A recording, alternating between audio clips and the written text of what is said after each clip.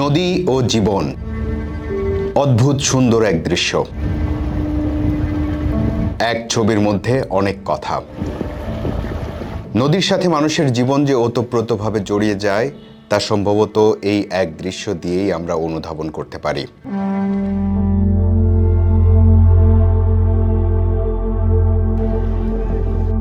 আচ্ছা, আপনি কি ঢাকায় থাকেন? আপনি কি অন্য কোনো শহর থেকে এই শহরে এসেছেন? ঢাকা শহরে প্রবেশ করার জন্য কোন রাস্তা ব্যবহার করেন আপনি? এই প্রশ্নগুলোর উত্তর মনে মনে চিন্তা করে রাখুন। চোখের সামনে যে মানুষগুলোকে নদী পারাপার হতে দেখছেন তারাও ঢাকাতেই আসেন, তবে আমাদের মতো অন্য জেলা থেকে নয়। ঢাকা থেকেই ঢাকাতে নৌকায় করে আসেন তারা। আমাদের চোখ আছে, আমরা তাকাই, কিন্তু দেখি কতটুকু। আমি নিজেও হয়তো সেই দলেই, তবে চেষ্টা করি দেখার। চলুন দেখার এই যাত্রা শুরু করা যাক।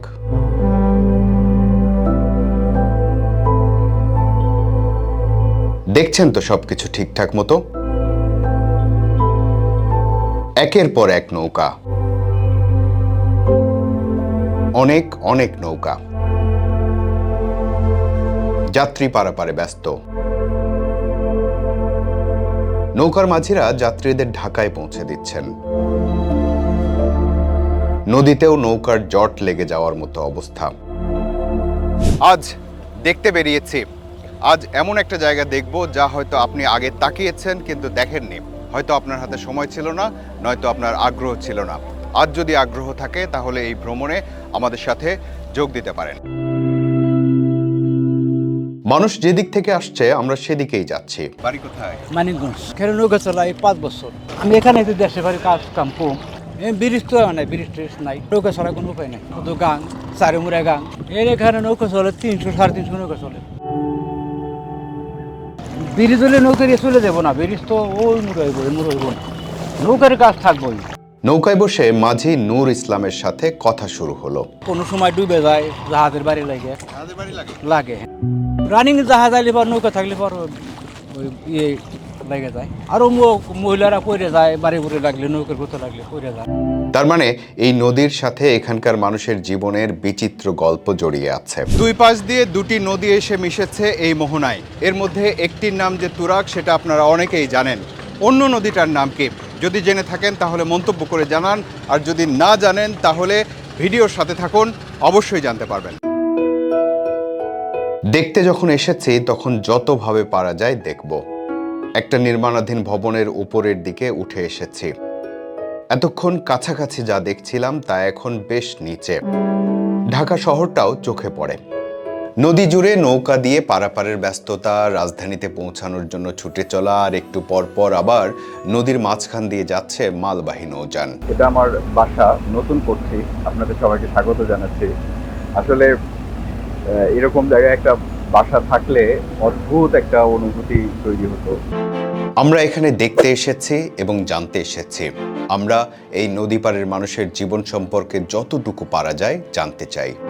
জানার জন্য শুরু করলাম হাঁটা।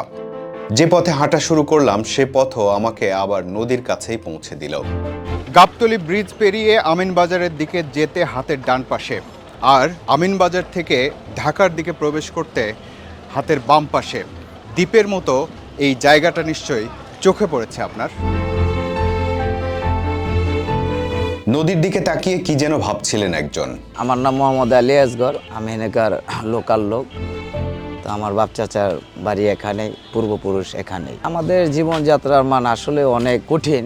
আমরা অসুস্থ হয়ে গেলে মনে করেন যে রোগী নিতে নিতে মারা যায়। আপনার ডেলিভারি কেস বা কেউ আপনার স্ট্রোক করলে নিতে নিতেই ভাই আমাদের মনে করেন আপনার এই জায়গাতে নৌকা নামায়, নৌকাতে না আবার ওই পারে উঠায়, আবার ওই পারে যায়, গাড়ি পায় না, তো নিতে নিতে মানুষ মনে করেন আপনি মারা যায়। এই যে নৌকাটি দেখতে পাচ্ছেন, এটি হচ্ছে কাউন্দিয়াবাসীর রোগ হলে, অসুস্থতা হলে রোগী নিয়ে যাওয়ার জন্য অ্যাম্বুলেন্স।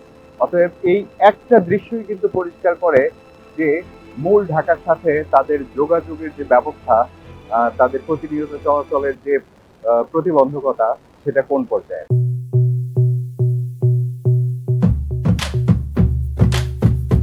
নদীর দুই তীরে এমন চমৎকার হাঁটার রাস্তা তৈরি হয়েছে। বা ওয়াকওয়ে বলে এটাকে। এই ওয়াকওয়ে বা হাঁটার রাস্তা ধরে হাঁটলে কাউন্দিয়ার মানুষের জীবনের চিত্র চোখে পড়ে। ঢাকার সাথে এই কাউন্দিয়ার মানুষের যোগাযোগের স্বাচ্ছন্দ্য এখনো আসেনি। আমাদের মানচিত্র 14 আসনে, কিন্তু আমাদের কোনো কার্যক্রম ভাই আমরা ওই রকম 14 আসনের যে ফ্যাসিলিটি আমরা 1% পাই না। ব্রিজ তো হয় ভাই, কিন্তু এক এক সময় তো এক এক ভেটু আসে, কিন্তু আমাদের এত মানুষের অবহেলিত। প্রতি বছরই তো আপনার নদীতে পড়া বহুত মানুষ মারা যায় ভাই, বহুত মানুষ। প্রায় মনে করেন প্রতি বছরে আপনার স্কুলের স্টুডেন্ট ওই পার কলেজে যায়, প্রায় মনে করেন এবারে যে 5-7 জন প্রতি বছরই মারা যায় দুর্ঘটনার কারণে। আপনার যখন নদী দিয়ে পার হয়, এই আপনার বড় বড় ট্রলার আসে, আইসা ধাক্কা লাগে পড়ে গেলে সবাই তো সাঁতার পারে না, মনে করেন আপনি মারা যায়, বিশেষ করে বর্ষাতে। এই কাউন্দিয়ার মানুষের সবচেয়ে ঘনিষ্ঠ যোগাযোগ ঢাকার মিরপুরের সাথে। মূল কথা হলো মিরপুর দিয়েই কাউন্দিয়ার মানুষেরা মূল ঢাকায় প্রবেশ করে। প্রায় 3 লাখ প্লাস হবে বা 3 লাখের মতো। আমাদের এই যে একটা হাই স্কুল ছাড়া একটা ভালো হসপিটালও নাই, কলেজও নাই। এখানকার মানুষের সব কাজে ওই পারে সব আপনার মনে করেন 100-100 সব ওই পারে। আমাদের এবার কিচ্ছুই নাই ভাই, শুধু একটা হাই স্কুল ছাড়া আমাদের এলাকার আর কিছুই নেই। আসলে বাপদাদার জীবন গল্প এরকমই, কথা বুঝছেন, তেমন কিছুই ডেভেলপ হয় নাই। হয়তো বা আগে গাছগাছালি বেশি ছিল, মানুষের সংখ্যা কম ছিল, এখন মানুষ একটু বাড়ছে, গাছগাছালি কমছে, এই ছাড়া আর কোনো আমরা এই যে নদীর পানি আগে স্বচ্ছ ছিল আর এখন অনেক দূষিত, ঠিক আছে। এই আর হাই স্কুল হয়েছে, বাপেরা হাই স্কুল পায় নাই, আমরা পাইছি। যেটাই হোক একটা ব্রিজ দরকার, আল্লাহ যেদিক দেয় হোক। দ্বীপের মতো এই জায়গাটির নাম হলো কাউন্দিয়া। এটি ঢাকা জেলার সাভার থানার একটি ইউনিয়ন। এই ইউনিয়নে মোট 22টি গ্রাম আছে। আমরা শুনতে পারলাম যে এখানে প্রায় 3 লাখের মতো মানুষের বসবাস। কাউন্দিয়ায় মানুষ কিভাবে বসবাস করে তা দেখার জন্য এবার একটা অটোরিকশায় উঠে পড়েছি। এটাই সম্ভবত এখানকার সবচেয়ে প্রশস্ত রাস্তা, শুধু একটা মাত্র ভ্যান বা অটোরিকশা চলার মতো রাস্তা। এর মধ্যে অন্য গাড়ি আসলে কি হবে? আমরা কি ডানে যাবো না বামে যাবো?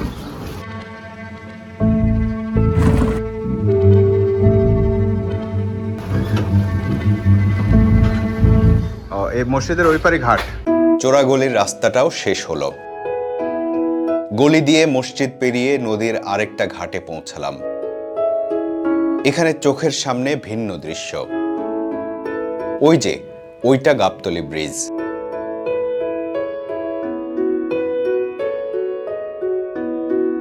এই জন্য শুরুতে বলেছিলাম, যদি অন্য জেলা থেকে ঢাকায় আসেন তবে এই শহরে আপনি কোন দিক দিয়ে প্রবেশ করেন। আমি এখন যে জায়গায় আছি সেটা কোথায় দেখুন। দুটি নদী এসে মিলিত হয়েছে এখানে। এবার চলুন কাউন্দিয়ার পাশ দিয়ে বয়ে চলা অন্য নদীটার সাথে পরিচিত হওয়া যাক। এই নদীর নাম কর্ণতলী। কি চমকে উঠলেন তো? হ্যাঁ, আমি আসলে এই নদীটার নাম জানতাম না। এই নদীটা মূলত ধলেশ্বরী বা বংশী নদীর শাখা নদী। এর দৌড় মাত্র 13 কিলোমিটার। ধলেশ্বরী নদী থেকে উৎপত্তি হয়ে সাভারের ব্যাংক টাউনের পাশ দিয়ে বয়ে এসে এই কাউন্দিয়ার পাশে তুরাগের সাথে মিলিত হয়েছে। এইটুকুর দূরত্বই হচ্ছে 13 কিলোমিটার। তুরাগের সাথে মিলিত হওয়ার পরে এই তুরাগ আর কর্ণতলী জাস্ট আমিনবাজার বা গাবতলী ব্রিজটা পার হয়েছে, তারপর বুড়িগঙ্গা নাম নিয়ে বয়ে চলে গেছে।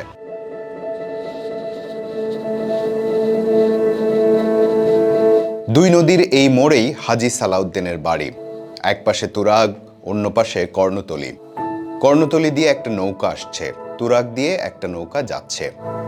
গ্রামের নাম ইসাকাবাদ, আর আমার জন্মটা এইখানেই। আমার বয়স প্রায় 62 বছর। আমি এই যে চাউলের ব্যবসা করি। এই নদী ছাড়া উপায় নাই আমাদের। এলা রাত্রে কোনো মানুষ যদি অসুখ বিসুখ থাকে তাহলে নৌকা, দোনোটাই তো নদী, সবই নদী। আমরা তো মাঝখানের মধ্যে আছি, সব যেখানেই যাইবেন নদী আমাদের। এখানে এত বছর ধরে থাকতে আছি, আমরা কোনো গ্যাসের লাইনই পাই না। এবার আমরা ফেরার পথ ধরেছি। আমরাও ঢাকাতে নৌকায় করেই ফিরব, কিন্তু তার আগে এই গলিপথে হাঁটতে হবে বেশ কিছুটা পথ, কারণ চাইলেই এখানে কোনো যানবাহন পাওয়া যাবে না।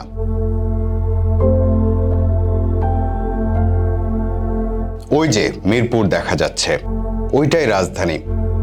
একটা ব্রিজ না থাকায় কাউন্দিয়ার মানুষেরা এখনো রাজধানীর বাসিন্দা হয়ে ওঠেনি পুরোপুরি। যতটুকু জেনেছি ব্রিজ তৈরি হওয়াটাও প্রক্রিয়াধীন আছে। কাউন্দিয়ার মানুষ একটা ব্রিজেরই স্বপ্ন দেখে। ব্রিজ হলে তাদের যোগাযোগ সহজ হবে, জীবন আরও উন্নত হবে, সাথে সাথে হু হু করে বাড়বে এখানকার জায়গা জমির দাম। ব্রিজ হওয়ার খবরেই অবশ্য অনেকটাই বেড়ে গেছে এখানকার জায়গার দাম। শুরুতে যে অজ্ঞতা নিয়ে ভ্রমণ শুরু করেছিলাম তার চেয়ে এখন কিছুটা অভিজ্ঞতা অর্জন করতে পেরেছি, এ কথা বলাই যায়। ঢাকার খুব কাছে কোল ঘেঁষে দ্বীপের মতো এই জনপদ কাউন্দিয়া সম্পর্কেও বেশ কিছু তথ্য জানতে পেরেছি। তবে জানার ক্ষুধা এখনো শেষ হয়নি, আরও অনেক কিছু জানতে হবে। আজ নয়, আজ চলে যাচ্ছি, আবার আসবো বলে।